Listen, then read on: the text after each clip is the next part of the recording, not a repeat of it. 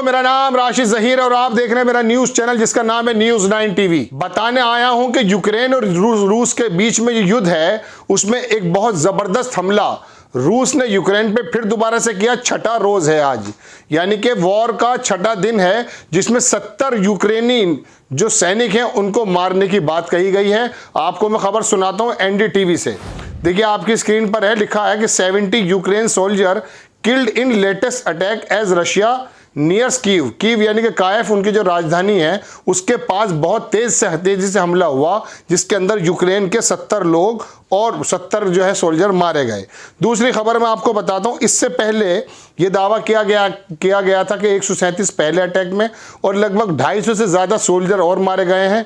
हालांकि यूक्रेन के जो लोग हैं और यूक्रेन की जो सेना है वो भी बहुत ज़्यादा एग्रेसिव मूड में आ चुकी है और कई देशों से उसको सहायता भी मिलनी शुरू हो गई है। जो पहले जो ममालिक थे, मतलब जो वेस्टर्न कंट्रीज़ थे, उन्होंने जो थोड़ा सा पीछे को हटने का दिखाया था, अब वो जर्मनी और फ्रांस और इंग्लैंड वगैरह सब लोग यूक्रेन के साथ आते हुए दिखाई दे रहे हैं और उसको सैन्य मदद भी दे रहे हैं। खबर आपको एक तो ये बतानी है और दूसरी बात, अब मैं आपको कुछ खबर इससे हटकर दिखाना चाहता हूं। पहले तो मैं आपको वो चीज़ दिखाना चाहता हूं कि रूस ने जो यूक्रेन की राजधानी है वहां लगभग 40 मील से लंबा एक बहुत बड़ा काफिला शुरू लगा दिया है। आप सैटेलाइट का फोटो मैं आपको दिखाता हूं, आपकी स्क्रीन पर है और इसको छापा भी है।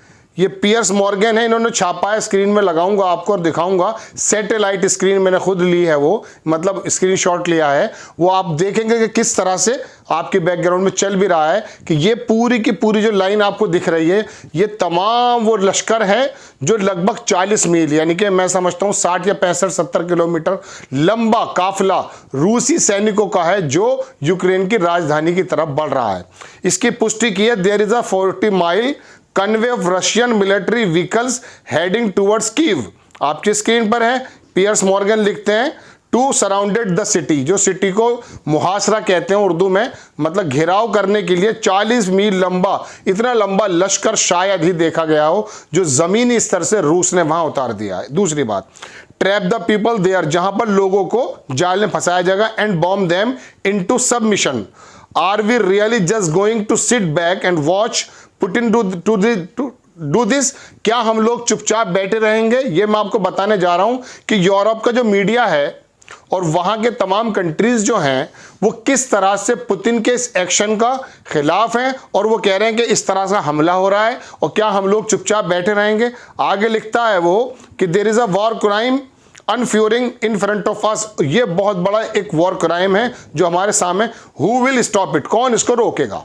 बिल्कुल रुकना चाहिए और हम नहीं कहते कि इस तरह का कोई मामला हो। दूसरी बात, 25 साल बाद ऐसा हुआ दर्शकों, ये भी मैं आपको बता दूं कि यूएनओ ने पहली बार एक ऐसा सेशन बुलाया खुद कि जिसके अंदर ये चर्चा होगी कि रूस इस तरह से कैसे कर सकता है यूरोपियन कंट्री के साथ। इससे पहले लेबनान हो, अफगानिस्तान हो, इराक हो, लीबिया हो, किसी भी जगह किसी भी तरह का कोई भी जुल्म सितम की हुआ हो वहां पर इस तरह का सबमिट नहीं बुलाई गई है 1997 के बाद। हालांकि 1956 से लेकर 1997 के बीच सिर्फ 11 मरतबा ऐसे सेशन बुलाए गए हैं।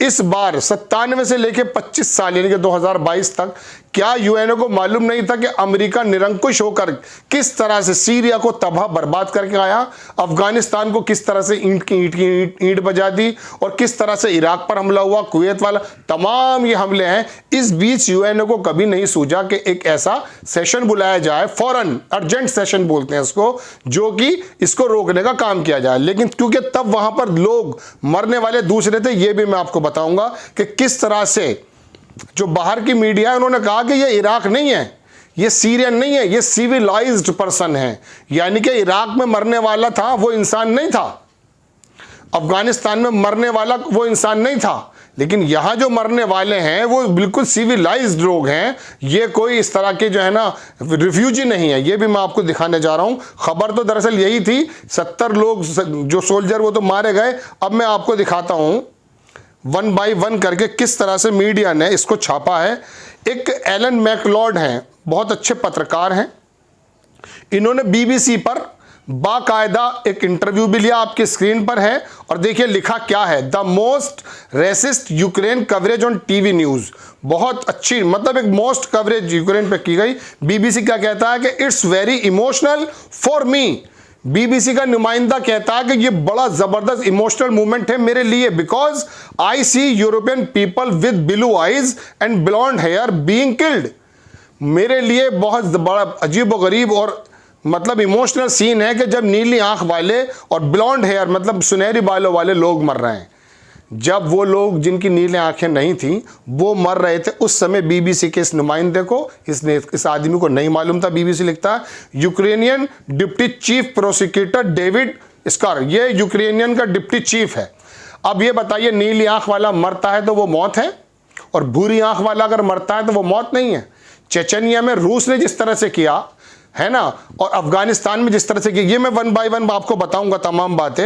एक सीबीएस न्यूज है, बहुत फ्रांस का ये शायद चैनल है, इस पे लिखता है कि दिस इज नॉट इराक और अफगानिस्तान। ये इराक और अफगानिस्तान नहीं, आपकी स्क्रीन पर है, देखते रहिएगा।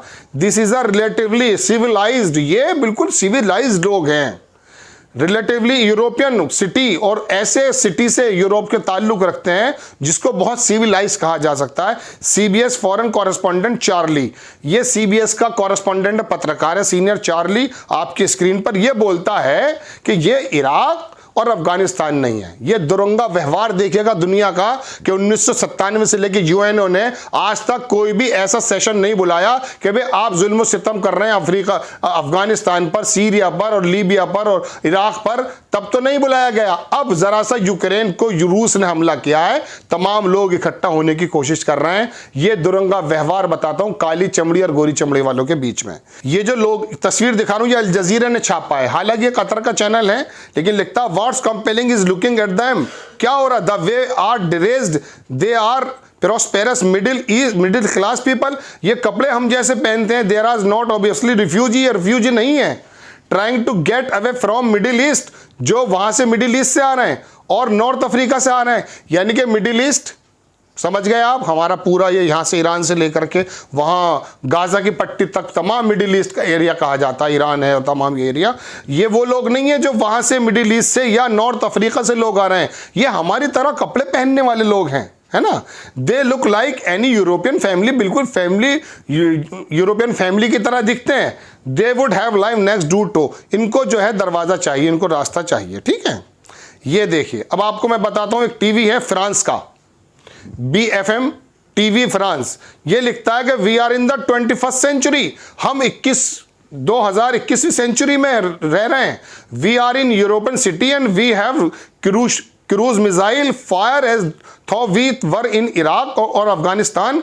कैन यू इमेजिन, कितना टाइम है बैठ कर टाई पहन के, कोट पहनकर जो ये शोर मचाता टीवी पर, देखिए इसकी शक्ल। ये BFM फ्रांस का टीवी वो है चैनल का ये कॉरेस्पॉन्डेंट, वो बोलता है कि हम जो है 21वीं सदी में जी रहे हैं और बिल्कुल we are in the European city, हम यूरोप सिटी में रहते हैं और वी हैव हमारे पास मिसाइल्स हैं एसफायर जो हम मार सकते, जो हमने मारे इराक और अफगानिस्तान पर, इस तरह के हमारे पे भी लग रहे हैं। इमेजिन कर सकते हैं आप, हाँ आपके ऊपर कुछ नहीं लग सकता, ठीक है ना। अब देखिए एक बंदी है, ये यूके का टीवी है, ITV इंग्लैंड का टीवी, ये लिखती है बंदी, ये वीडियो है मैं दिखा नहीं सकता वरना कॉपीराइट एक्ट आ जाएगा, आप देख लीजिए। द अनथिंकेबल हैज हैपन्ड, ऐसा काम हो रहा जो बिल्कुल सोचा नहीं जा सकता। This is not a developing third war nation, this is Europe.